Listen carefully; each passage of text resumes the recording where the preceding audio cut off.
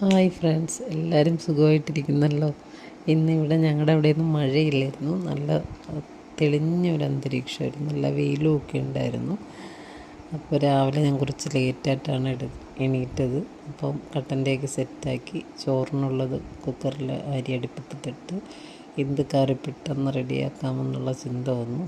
അപ്പോൾ ഡാല് കറി വയ്ക്കാമെന്ന് വെച്ചിട്ട് സാമ്പാറിൻ്റെ പരിപ്പ്, സവാള, വെളുത്തുള്ളി, ടൊമാറ്റോ, ഇഞ്ചി, പച്ചമുളക് ഇതെല്ലാം കൂടി വേവിച്ച് അത് പെട്ടെന്ന് ഒരു വിസിലാകുമ്പോഴത്തേക്ക് അത് റെഡിയാവും. അതിലേക്ക് ചെറിയ ഉള്ളി മൂപ്പിച്ച് ജീരകം, ഉലുവ, മല്ലിയില ഇതെല്ലാം കൂടി നെയ്യിൽ മൂപ്പിച്ച് കടുക് താളിച്ചെടുക്കും. നല്ല ടേസ്റ്റാണ്. അത് ചപ്പാത്തി, പൂരി, ചോറിൻ്റെ കൂടെയൊക്കെ പോകും. പിന്നെ എന്തോ കറി വയ്ക്കാമെന്ന് വെച്ചാൽ സോയ ഉണ്ടായിരുന്നു. സോയ ചൂടുവെള്ളത്തിലിട്ട് അത് കഴുകി അത് പിഴിഞ്ഞെടുത്തിട്ട് സവാള, മുളക് പൊടി,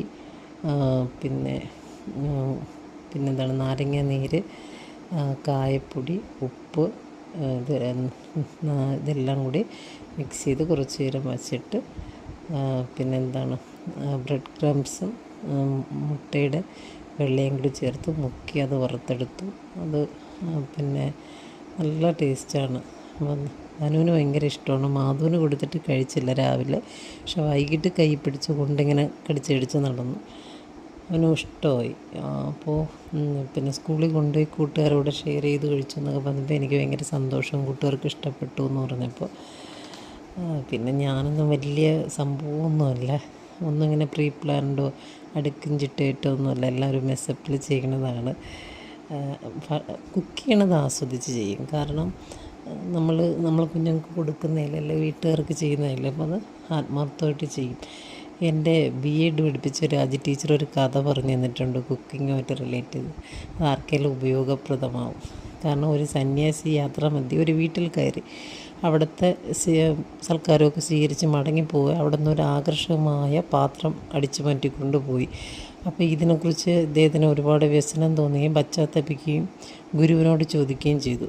ഗുരു പറഞ്ഞു, അവിടെ ആരോ കുക്ക് ചെയ്ത്? അപ്പം പറഞ്ഞു, ആ വീട്ടിലെ വേലക്കാരൻ. അപ്പോൾ ആ വേലക്കാരന് ഇതുപോലെ അടിച്ചു മാറ്റുന്ന ഒരു സ്വഭാവം, മോഷണ സ്വഭാവമുണ്ട്. അപ്പോൾ അയാൾ കുക്ക് ചെയ്യുമ്പോഴും അയാളുടെ ചിന്ത ഇതാണ്. അപ്പോൾ ആ ചിന്ത ആ ഭക്ഷണത്തിലൂടെ ഈ സന്യാസിയും സ്വാധീനിച്ചു. അപ്പോൾ നമ്മൾ ഭക്ഷണം പാകം ചെയ്യുമ്പോൾ നമ്മൾ ചിന്തിക്കുന്ന ചിന്തകൾ നമ്മുടെ ഭക്ഷണത്തെയും അത് കഴിക്കുന്ന ആളിനെയൊക്കെ സ്വാധീനിക്കും. അതുകൊണ്ടാണ് പുറത്തുനിന്നുള്ള ഫുഡ് അവോയ്ഡ് ചെയ്യണമെന്നൊക്കെ പറയുന്നത് പരമാവധി.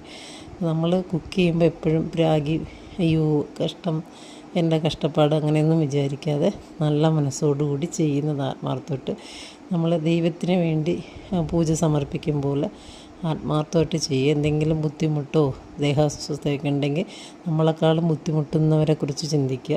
അപ്പം നമുക്കുള്ള കഷ്ടപ്പാട് അത്ര കഷ്ടപ്പാടല്ലെന്ന് തോന്നും. ഇങ്ങനെ നന്നായിട്ട് ഭക്ഷണം പാകം ചെയ്ത് കുഞ്ഞുങ്ങൾക്ക് കൊടുക്കുക. അവർ നല്ല മിടുക്കരായി നല്ല മനസ്സുള്ളവരായി വളർന്നു വരട്ടെ.